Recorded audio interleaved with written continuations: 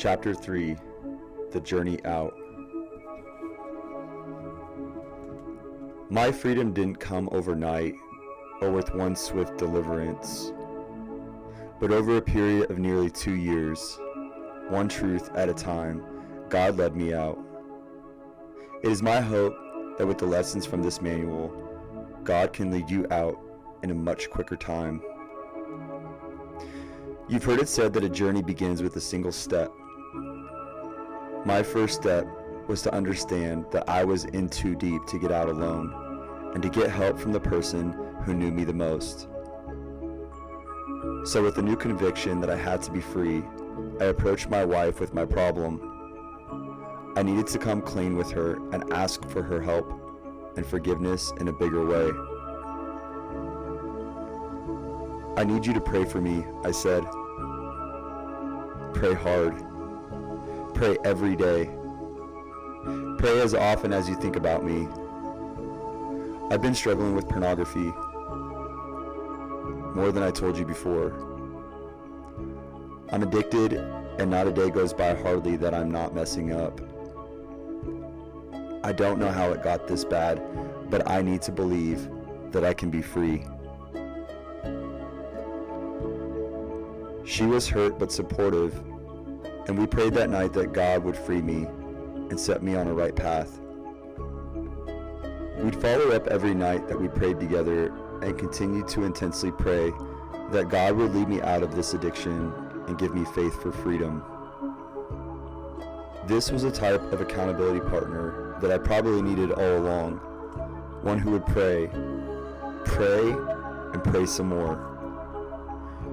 Prayer changed me in a way that just confessing sins through accountability never did.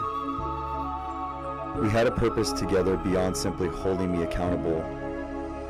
She was fighting for me. We were in it to win it this time together. She would encourage me and I would stir myself up. Nothing changed overnight.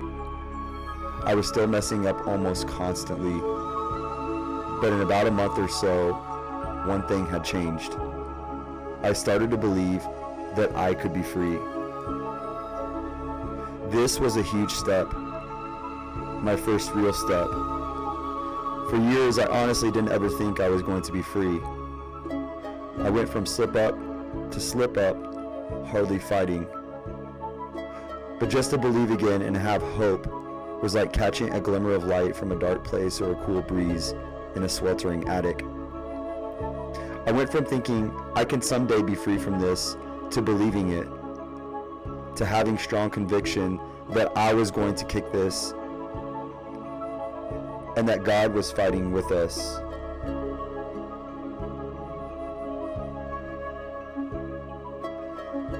I think this was an important first step.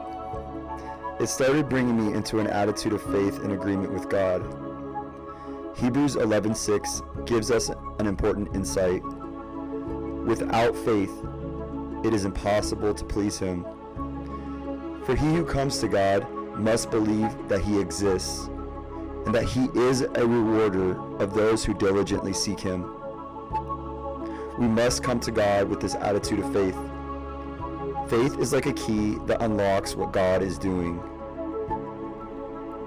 When Jesus was alive, even though He was God in the flesh, God would not overstep His bounds and go beyond people's participation of faith. When Jesus went to His hometown, the Bible tells us He could not do many mighty acts there because of their unbelief. And in Matthew 9, when the father of the epileptic child came to Jesus, He zeroed in on the man's belief, saying, "All things are possible for him who believes." It then says that immediately the man cried out, "Lord, I believe. Help my unbelief." He confessed his unbelief and gave God the little bit of faith he did have. Jesus then did what He does best. He brought freedom. Jesus wants to bring us the freedom He paid for with His life. I had cried out to Him so many times and didn't see answers that I had begun to doubt His willingness to help me. but there were heart issues that he needed to heal before I could be set free. I came to realize during my journey that my deliverance was layer upon layer of heart healing. It takes time to heal a broken heart. And God has never been holding anything back. He wants my freedom and your freedom even more than you do. He wants to bring you into a deeper relationship with him even more than you do. He wanted it enough to die for it. If he already gave up his only son and most precious possession to buy your freedom, how much more will he also give you the inner healing to bring you up out of this and set you on a rock, to make you the mighty man of valor you are called to be in him. Your freedom is inevitable if you are pursuing God with all your heart.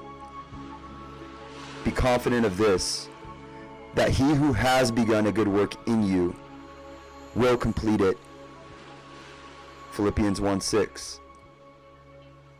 God did not draw you to himself to leave you high and dry. He will not leave you or forsake you. He won't brush you aside. Jesus tells us he came to heal the brokenhearted and to set the captives free. Luke 4. He did not just come for salvation. He came to give an abundant life of freedom. The journey out starts with a single step. I had just taken my first step. I would find that there were many more layers of bondage and wounding that I would have to go through.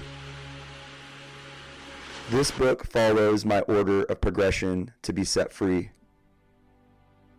You may have to learn these lessons in a different order, in which case you may want to re-listen a second time. Or you may have lessons that you need to learn that are not in this book.